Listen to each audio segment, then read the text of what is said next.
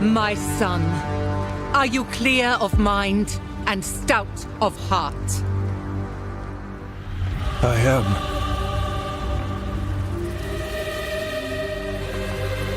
Are you ready to sacrifice? Sacrifice everything to become the savior? I will. Do you have the strength to sweep aside this world and build it anew?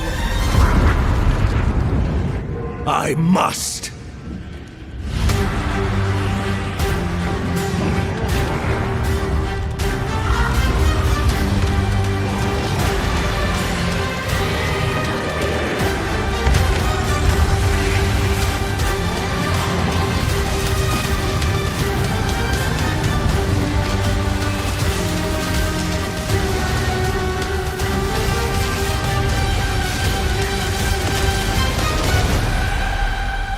Now, are you ready to fulfill your destiny?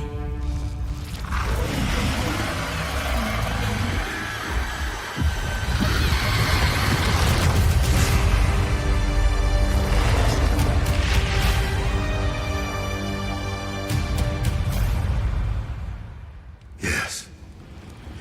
I am ready. Welcome to Path of Exile 2. We'd like to start off by showing some of the gameplay of Act 3, one of the 6 acts in POE 2's campaign. We're starting here in the jungle depths. Act 3 is set in the ruins of the Vaal civilization, which fell thousands of years ago. Jungle has taken over their former once great cities, and we'll be exploring it using one of our 6 new character classes, called the Monk. In POE 1 we had 1 character class for each of the combinations of Strength, Dexterity, and Intelligence. When looking at the design of POE 2 though, we realised that many of the new skills that we were trying to design just didn't really fit thematically with the existing classes that we have. Being a spellcaster with a bear form makes sense for Strength Int, but it doesn't really sound like something that a Templar would do. We realised that since we had new mechanics for every attribute combination, it actually made sense to design new character classes to explore the new themes. In POE 2, every attribute combination has 2 classes associated with it. Strength Int has the Templar or the Druid, on Dexterity you have the Ranger or the more spare-focused Huntress, and on Dex Int you have the Shadow and the Monk, which Mark is playing here. Each class has its own 3 ascendancies that let you further specialise the class in the way that only that class has access to, but they both start at the same location in the passive tree. The quest rewards you're offered on the 2 variants are tailored to the class, but of course this is POE. You can still mix and match anything to your heart's content.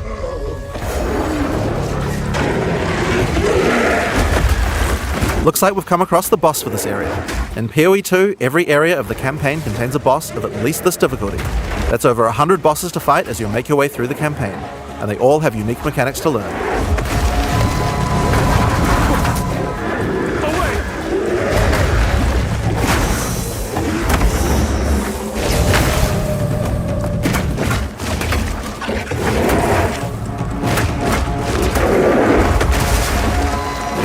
As you've seen from watching Mark fighting, the melee combat in POE 2 has a very different feel than before. We've done a lot of things to add mobility to combat. Practically every melee skill in POE 2 has some kind of movement built into it. But the Monk in particular is a melee fighter who specialises in mobility over brute strength.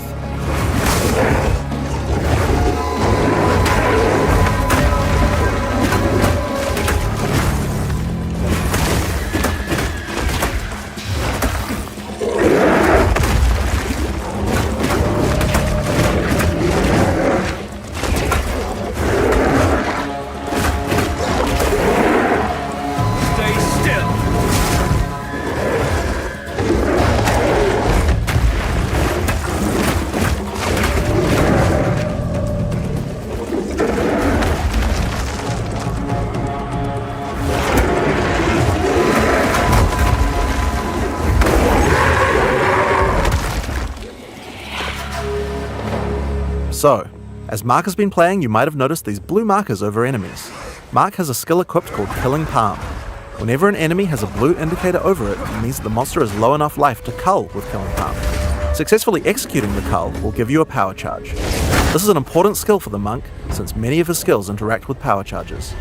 One of the great things about the skill is that it has a built-in dash forward, which makes it much easier to target the skill at the right point when you need it. We've done a lot of work in POE 2 to make using skills like this feel satisfying. If you're accidentally targeting slightly off the monster, the skill will automatically lock on to the colourable target, and will even do a small amount of pathfinding around obstacles. We really want to make sure that when you've got an opportunity to use the skill, nothing is going to get in your way. Once you have some power charges, you need some skills to power up. A great follow-up is Falling Thunder. Falling Thunder without a power charge just creates a relatively small lightning AoE in front of you. But do it with some power charges and it turns into a pack clearer with a large number of extra projectiles. One thing you'll notice here is that like almost every melee skill in POE 2, Falling Thunder has a bit of extra movement built in just in case you need it. Using the skill within range and you'll do a flip in place, but use it at a larger range and your character will move forward while executing it, getting you into position without any time penalty.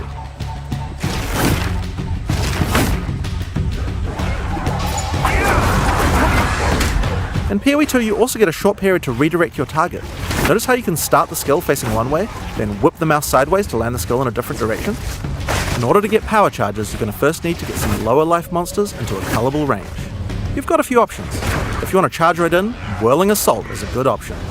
It doesn't do much damage per hit, but it covers a lot of ground. And notice how you can turn as you do it? Generally speaking, you never lose control of your character in POE 2. If you make a turn at the right time, you can get a couple of extra hits in on the monsters, getting them into range of your cull. Follow up with a Killing Palm, then finish off the rest of the pack with your Falling Thunder.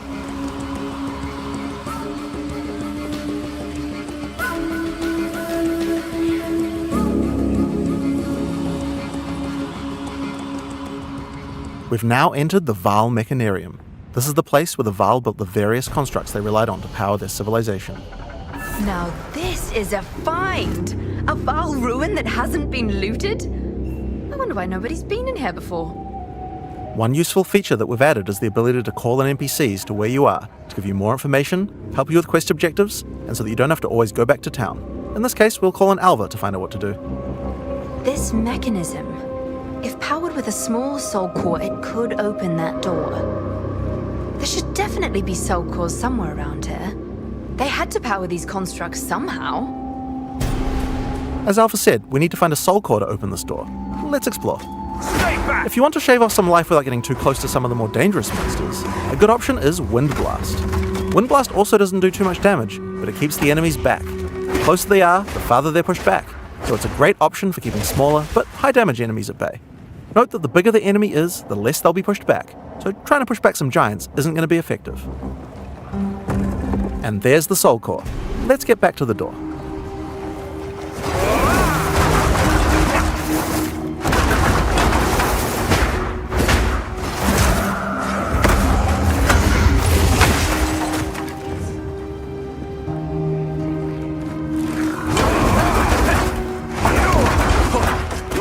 Is sealed.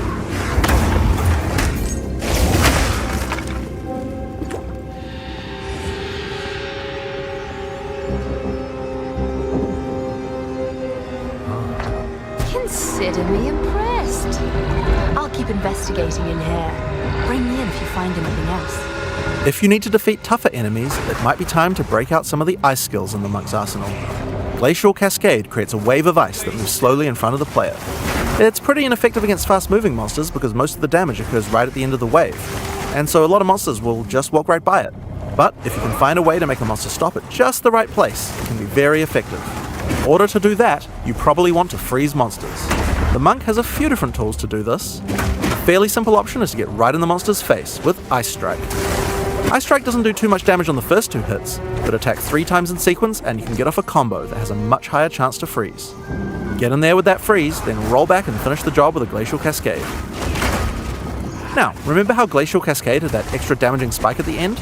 If you've hit a frozen enemy with that spike, it shatters the ice on the enemy and does a devastating amount of damage. Oh yeah, I just casually mentioned rolling back before. Did I forget to mention that in POE 2 we added a dodge roll to every character? Just press spacebar at any time to roll. There's no cooldown, no limitations. It even has a bit of built-in pathfinding so you don't get stuck on things. When you dodge roll, you're not invulnerable. If something hits you, you're going to feel it, but most things will not hit you. That's because while rolling, projectiles and melee strikes will always miss. You'll have to roll out of the way of a slam that has AoE, but anyone swinging a sword or throwing a fireball is going to miss. Now another really important function of the dodge roll is that it lets you cancel out of almost any skill at any time. This makes it so you don't feel like you're getting stuck doing a long animation when something is about to hit you.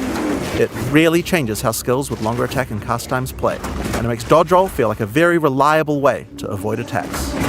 So, that's one way to get out of the way of damage, but the monk specializes in mobility, so it makes sense that he would have a few more. Wave of Frost is one of our new attacks with a retreat built right in. You move backwards and throw out a cold attack with a significant freeze. The great thing about this is it puts you at a good distance to follow up with Glacial Cascade and do a whole pile of damage. Hey look, another Soul Core.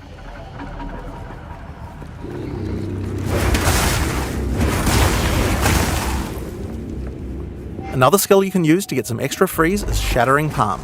Shattering Palm is another palm strike that puts a small ice bomb on your target. Kill or deal enough damage to the target and the bomb will explode, doing some damage and a significant freeze. It's a great option against bosses where the wave of ice might not be enough to get that freeze off, but you really want to get that Glacial Cascade damage bonus. Get back!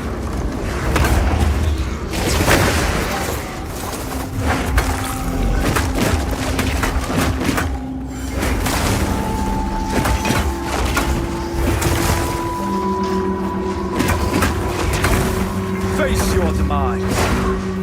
The final skill we're going to show you today is Flicker Strike. It's a monk skill now, and another skill that consumes power charges. If you've played POE 1, you know what to expect.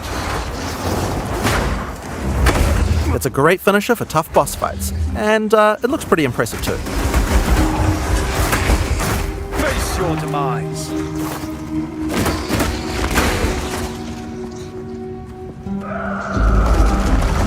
Another door. I wonder what could be in there.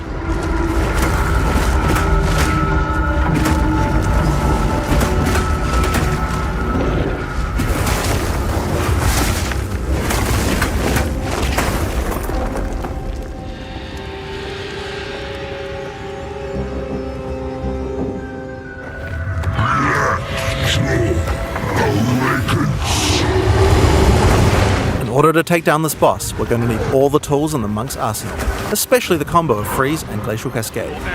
If you're a POE 1 player, you might think that you can't really rely on Freeze because there's so many bosses that are immune to it, but in POE 2 that's changing significantly. In POE 1, Freeze is a binary mechanic. An attack freezes the target or it doesn't. What this basically means is that in POE 1 we were forced to add freeze immunity to many bosses, because Freeze just trivialized them. Because of that, freezing was something you only really used while pack clearing, and not something you could rely on as a core part of your build for boss fight. In POE 2 though, all crowd control mechanics now have internal meters that allow you to build up to a freeze or stun, or whatever other CC mechanic you might be using. It's a little bit like poise from games like Elden Ring, though the meters tend to be a lot smaller than those games. When you freeze an enemy, it increases the amount of freeze you need to do another freeze, but the increased difficulty bleeds away slowly. More freeze will always let you freeze the boss more often, but this system means it will not get out of control in party play or interact badly with other CC mechanics, allowing us to let these kinds of mechanics actually work against all bosses.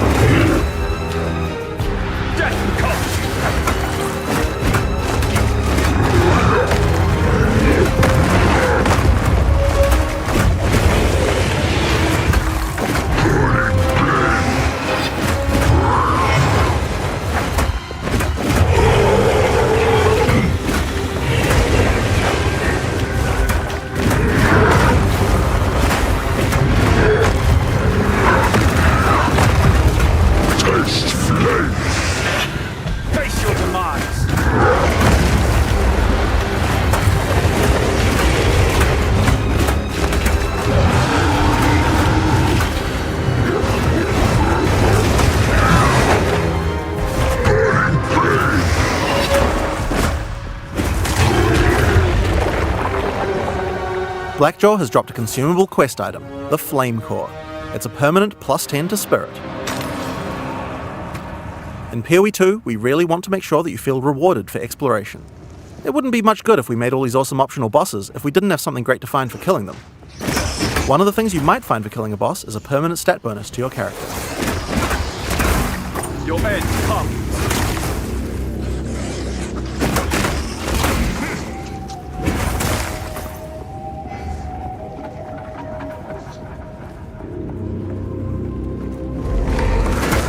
Your fate is sealed.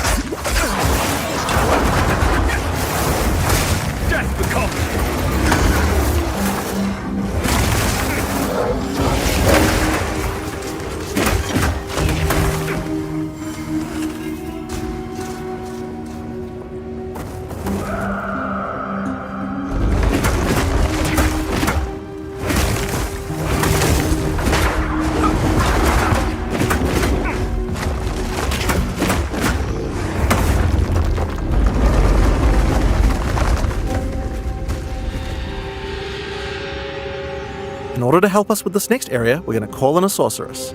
Mark's friend Octavian is going to send a friendvite, which we're going to accept, and then they can play together. The sorceress is the new intelligence-focused character in PoE 2. While the witch focuses more on occult magic and summoning, the sorceress is themed around pure elemental destruction. Let's have a look at how she plays.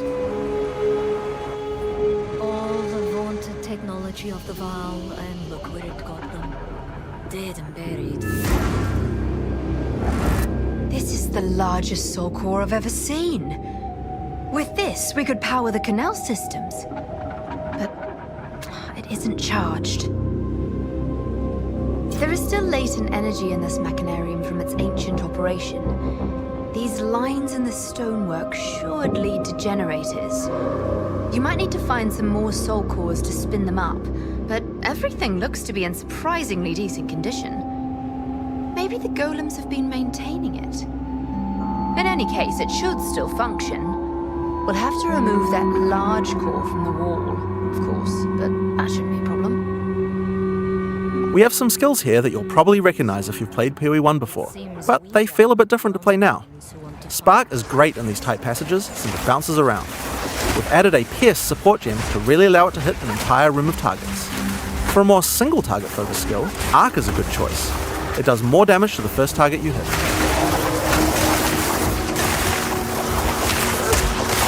Now, if you find yourself surrounded, it might be good to use Ice Nova. It hits all enemies around you and slows them down with chill. Just be careful. Getting up close and personal isn't the ideal place for a sorceress to be. She doesn't have the defenses of a more melee-oriented character. If you want to help with the sorceress's weak melee defense though, you could use Arctic Armor. In PoE 2, Arctic Armor is a buff that builds up as you stand still. You can see the ice crystals forming around the character.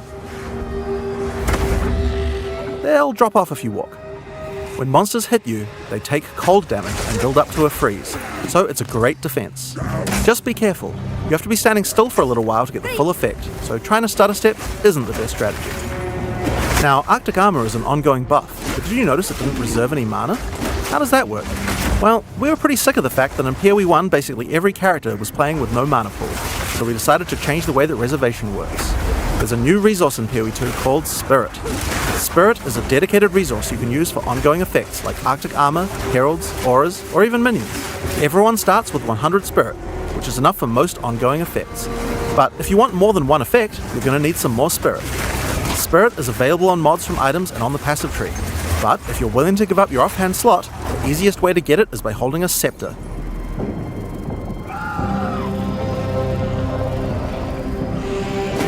Now, if you want to increase the cold damage you're dealing, you can use a Frost Bomb. It places a bomb on the ground that reduces the enemy's cold resistance while it's ticking down.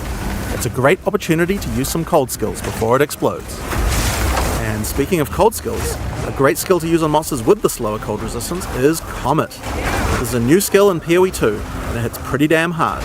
It costs a lot of mana and has a really long cast time, but it's worth the wait. It does a devastating amount of damage. To help get you out of danger, your character moves back slightly as it casts. It's pretty hard to hit a fast-moving opponent, but it's great on tougher enemies that stand still, or even a larger pack if you're further away and can predict where they're going to move. Now, if you run out of mana casting too many of those, I guess in an emergency you could cast your free-to-cast Fireball. Where did that come from, you ask? Well, this is a great opportunity to explain the way we've changed caster weapons in PoE 2. Now in PoE 1, caster weapons had a default melee attack that nobody used, and because they had that, they also had a bunch of attack mods that would spawn in them that were useless to a caster. In PoE 2 we wanted to clean that up, so now each staff comes with a built-in free-to-cast spell. Just put it on and spam to your heart's content. Now this particular staff is the base type that you get right on the starting beach, and it's quite likely that you're going to outgrow it, so that's why we have a lot of staves with more utility-focused powers for casters to use. Here we have a crystal staff. It's got a pretty cool built-in spell called Unleash. Using it slams your staff on the ground, and will allow you to triple cast whatever you cast with your next spell. Now of course you're probably going to want to use that with something powerful, and Comet is a great option. You'll notice that Unleash is one of the few skills in PoE 2 with a cooldown. In general, we really try to avoid using cooldowns because we really hate the feeling that combat is just waiting to be able to use your next skill. But it does make sense for Unleash since it's free to cast, and it's something we want you to be using situationally anyway. Now, if you're facing something tough, you might want to try out Mana Tempest. Mana Tempest creates a circle of power in which your character literally hovers over the ground. While in the circle, your mana drains, but it powers up all of your spells. Lightning projectiles fork, beams chain further, and you'll also do a lot more damage.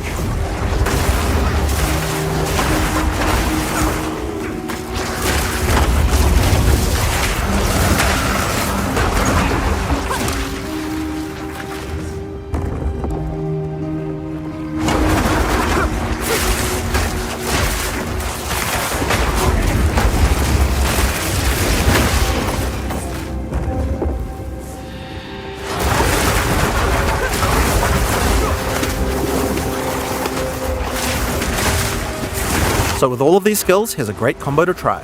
First, cast Frost Bomb to reduce the target's cold resistance. Then use Mana Tempest to increase your damage. Follow it with Unleash, and then triple cast the Comet to do a truly insane amount of damage.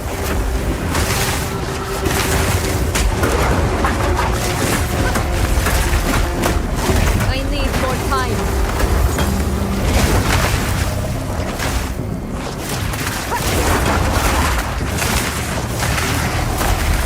This rare monster dropped an uncut gem. This is a good opportunity to talk about how skill gems drop in PoE 2. Instead of dropping specific gems, you can find uncut gems. Just right click on them and pick whatever skill you want. The gem will come pre-leveled to the level of the area that dropped it, so it's a lot easier to change between skills in PoE 2. This time, I think it might be cool to grab one of our meta gems. Meta gems are skills that can have other skills socketed into them, changing how they work. In this case, we're going to select Cast on Shock. Now, let's equip this thing in the skill screen and choose a spell to trigger with it. I think Comet might be fun. Because Cast on Shock reserves Spirit, we'll need to first disable our Arctic armor. We have to decide if we'd rather have the extra defense or the extra offense of the Cast on Shock using our Spirit. In PoE 2, trigger gems use a system of filling up cast time on each trigger. Basically, if a skill has a short cast time, then we'll trigger it really often.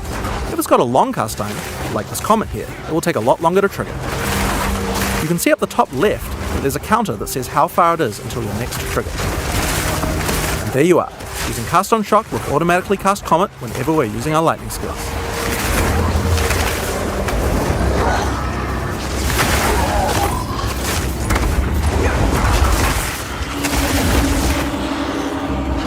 So we've found the generator. Time to power it up.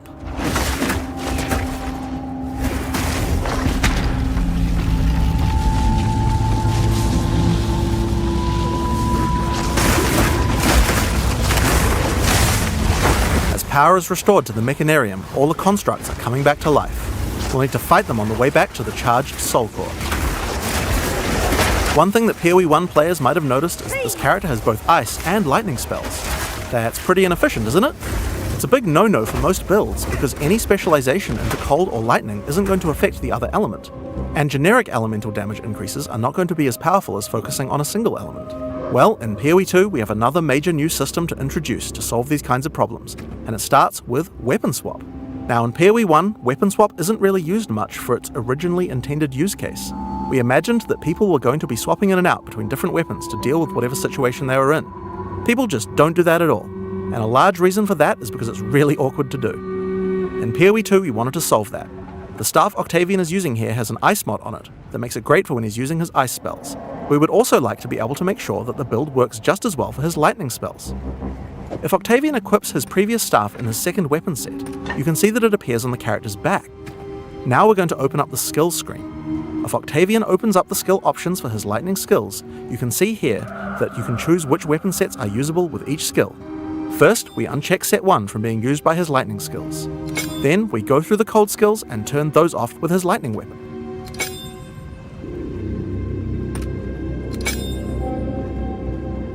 Now, when we use Spark, the character will automatically switch to the lightning staff on his back, and then use the skill. When Octavian uses Ice Nova, his character automatically switches over to his ice staff before using it. Figure each skill for which set to use, or both if you don't mind which.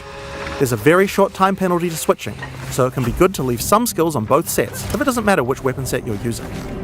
But we still have the problem of passives. Wouldn't it be nice if we could specialize in both cold and lightning passives on the character? Well, in POE 2 you can. We're on the passive skill screen here, and you can see that we're close to both a cold and a lightning cluster. At the top right of the screen, you can see where we have some weapon set specific points to allocate. If Octavian holds shift, he can allocate set 1 to the cold passives, and then allocate set 2 to the lightning passives. Now check this out. As we weapon swap, our passive tree changes from one build to the other automatically. Whenever we cast the appropriate spell, the character's passives reconfigure on the fly to the correct build for that spell. Now you can't do this with every passive on your tree. Only points granted from skill books will allow this kind of dual specialization, so you can't change from a mace-slamming warrior into a fire elementalist with the press of a button, but it certainly increases the number of options you have for builds. There's a huge number of places where the system can shine. You could augment your Dagger Shadow build with traps, or have a great curse setup on your Witch in one spec and then move to your Chaos Debuff spells with the other. It really opens up your options. I need more time.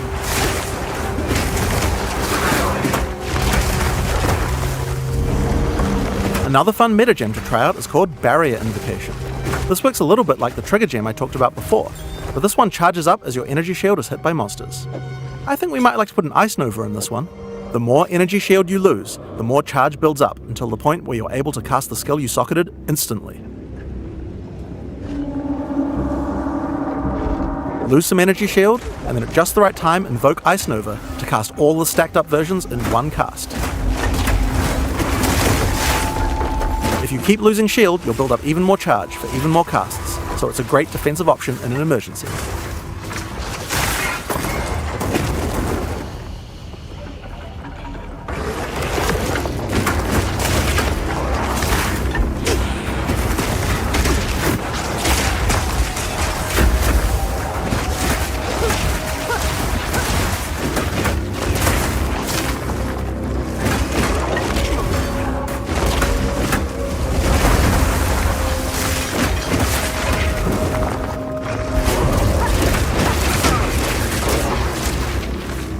Here we are, back at the charged Soul Core.